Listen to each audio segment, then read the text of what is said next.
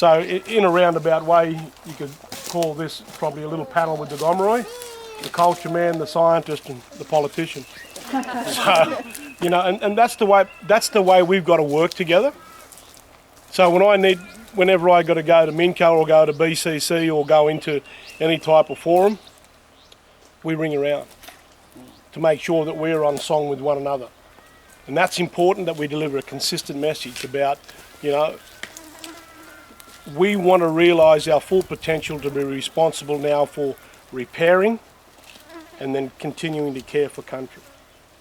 These places, when they dry up, you know, our mob are moving to a next deeper waterhole that they know of in their storyline. So, you know, this supermarket, the shelves are a bit empty at the moment, but you know, the mob would have been moving to another deep waterhole.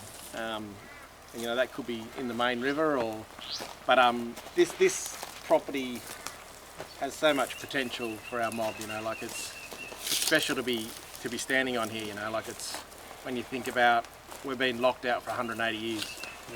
You know, and we're just reconnecting with this place. There's no doubt some of our stories are gone, some of our connections are gone, but we've got to be allowed to sit out here and listen to listen to the country talk to us.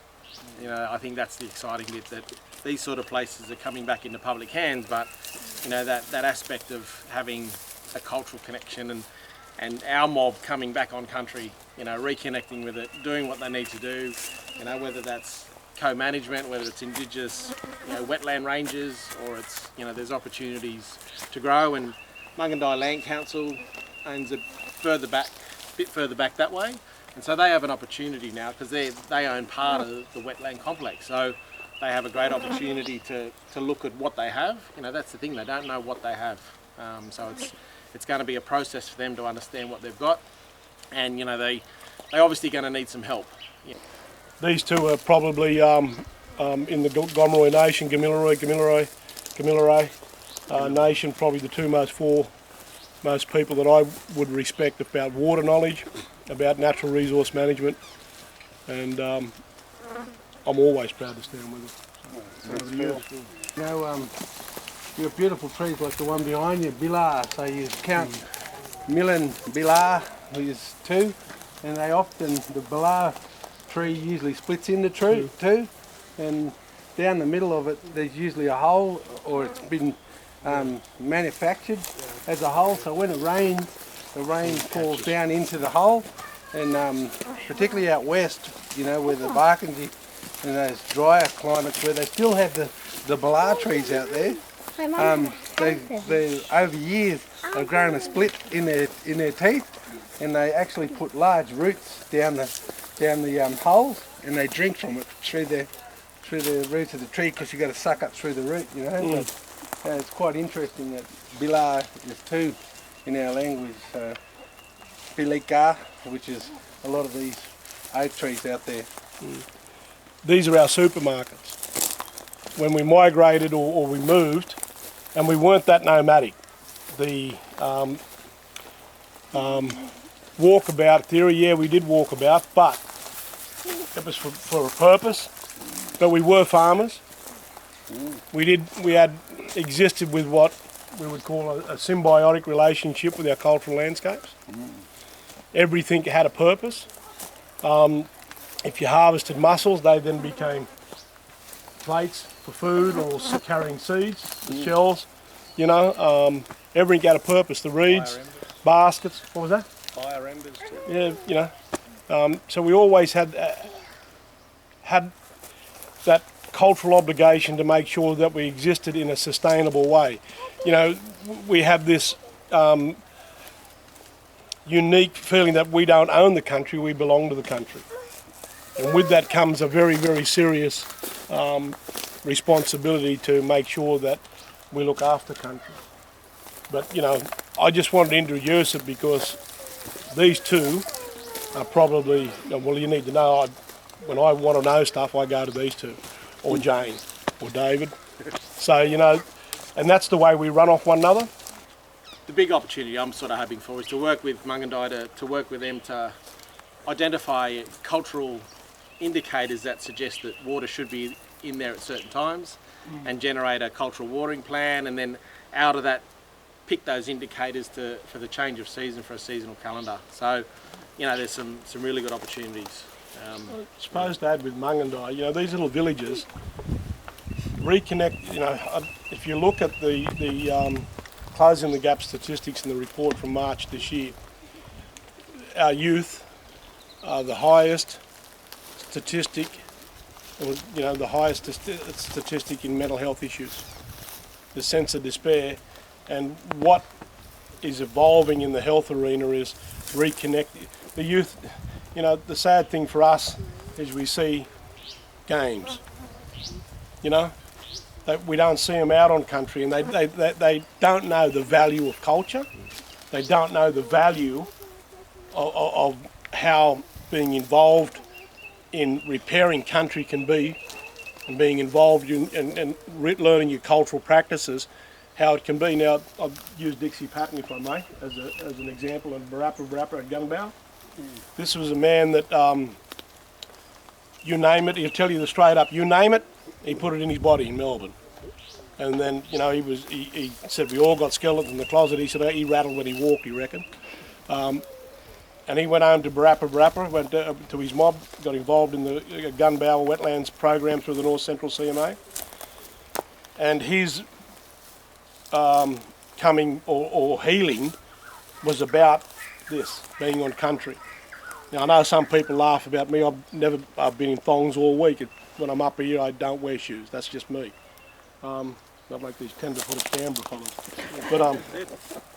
But the message in there is that, you know, we have a passion about the Gomilaroi school when they come out here, you know, but reconnecting our youth with country and giving them a sense of you belong. You belong, this is yours. And, you know, appreciating what culture can do for you. We might be asset poor, but we're cultural knowledge rich. And we need to have that transition to the next generations. Yeah. I mean, how old was your son before he saw water in the Barwon? Oh, in the Narran. In the Narran. Yeah. How old was he? He's 7. It took him 7 years to look for the next. Yeah. You know, he wasn't even born when there was water in it. It took him 7 years for it to fill up. So I can show him some of the water culture that's out there. I've talked to him about it, but couldn't practice, you know. Similar to here, I suppose. It's been really fun working with Jane and, you know, the OEH crew, and you came out last time, didn't you? You know, and we done a wonderful little teaching session here with the kids, and we even blew up a what was it? A globe about yay round, and it might have been a really good exercise to pull that out at some point. But I was kind of hoping you had it with you. But yeah, it's about reconnecting the kids and giving them purpose. I think you nailed it, Phil, with the way that the kids, you know, we had one young fellow that didn't want to go back to Walgett because he wanted to chase every fox off the place, but, you know, wanted to do everything he possibly can. And he doesn't, when he went back to Walgett, he didn't reconnect with the school environment. It took him so long to get back into school. But when he was out here, he had a sense of purpose, you know. He wanted to talk to the ranger. He wanted to know how he could, you know, do this type of work because it made sense to him. And some of the girls, it's very different when you take them for walks down this way here, and they look at the country very different to, you know, the boys. But you tell them about some of the weaving techniques and stuff like that, and part of me learning a little about my own culture is to learn some of the weaving so I could even pass it on to some of them. And it's a wonderful opportunity to teach out here. This is, you know, we've, for those that know us, we've had a vision about establishing the on-country classroom. This is the classroom, this is it. Who needs a chair, who needs a chalkboard, who needs a whiteboard? There it is right there. It's all around you. And, you know, I want to come back to one thing that both Brad and Jason said. We can't do it in isolation. We need help. Like I said, we don't have access to the riders, the resources. You know, wouldn't it be wonderful if we had Aboriginal, non-Aboriginal kids running through this environment and adopting this section or this reach? You know, I know it's our country, but you know, we need to build a platform for our next generations to step onto together. Because that's one thing that we are very strong about: collaboration, partnerships, two-way knowledge exchanges. And you know, having these young ones out here listening to us, they might not remember it, but one day they may be told by their mothers when they get a bit older, we got evidence that they were here. So you know, look, it's not we're not about political lessons. We're about us being better together. You know, and I would love, or we would love to be able to establish the on-country classroom here. We've already got the facilities. We've got the cultural knowledge and the scientific knowledge that we can bring you in with. And we could bring cultural science and Western science together, and we could bring, you know, this may sound a bit corny, but we could bring, this could be a game changer in bringing the communities together as well. Having the rural sector supporting us as well.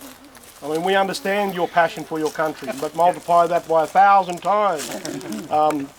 But we are connected in our passion for country. You know, that's the connector. Don't look at whether it's keeping it pristine or keeping the environment as opposed to farming and whatnot. It's still the connection to country. So I can't tell you how grateful I am to Jane, David, Annabelle, Joe, and you two, and particularly you, sir, as outgoing president, and Simon, Claire, where are you? There.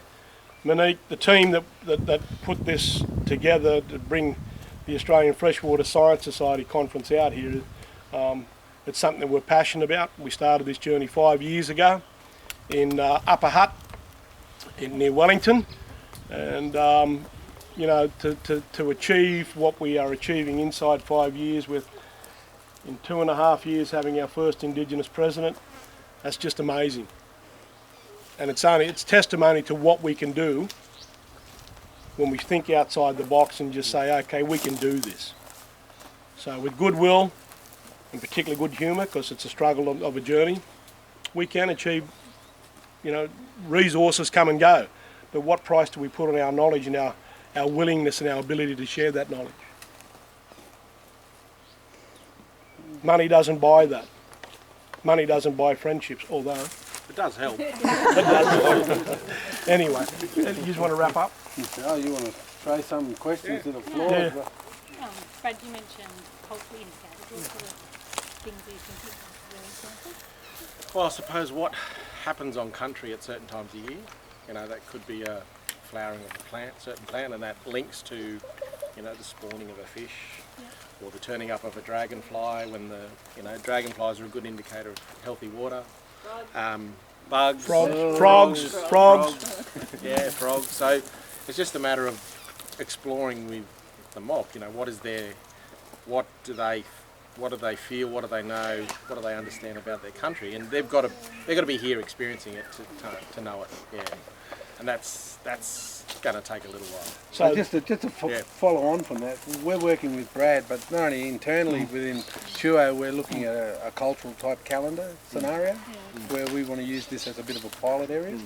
And the work that he's doing with the Mungardai Land Council, we're happy to try and bring in some Maori Murray and some Gomilaroi Murrays to have that dialogue too. Can I just emphasise that we're Murrays, we're not Kooris?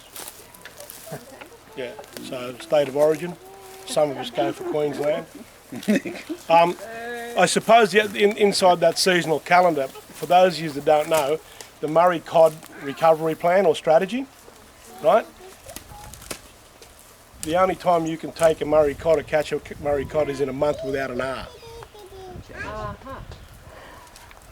May, June, July, August. All the rest are spawning times. And if you have a look at the native fish, the Murray Cod native fish recovery plan, you'll see it. And that's why there are compliance around when you can take a Murray Cod. And guess who influenced that? Aboriginal people across the basin. Aboriginal people across where the Murray Cod exists. So there has to be something in it. And one of the reasons why the Murray Cod does regenerate and is coming back is because nobody wants to go fishing in winter. But that's when we know it's the best time to catch them. and they're a little bit dormant. Yeah, we went then, caught nothing. So That was good for the Murray cod though. So the seasonal indicators, the Barkindji, Marara, they talk about 6 seasons. So this is the stuff that we want to do and do with the young people too. Yeah, you know? there could be 8, changing of the winds or the, a certain tide of cloud form, or it could be anything. So that, it's purely up to them. It's going to be their decisions on what are Look at the size. And then potentially they could link to when water should be in the wetlands. And that could be something we'll work towards. I love the concept of the outdoor classroom. What did you call it? The living classroom. Living classroom. On country classroom. Have you spoken to anyone about developing that yet in terms of... Who've you We've spoken tried. We just nobody will give it. Nobody. Look, and I'm not trying to say that Yeah, I am. We need money. we need money.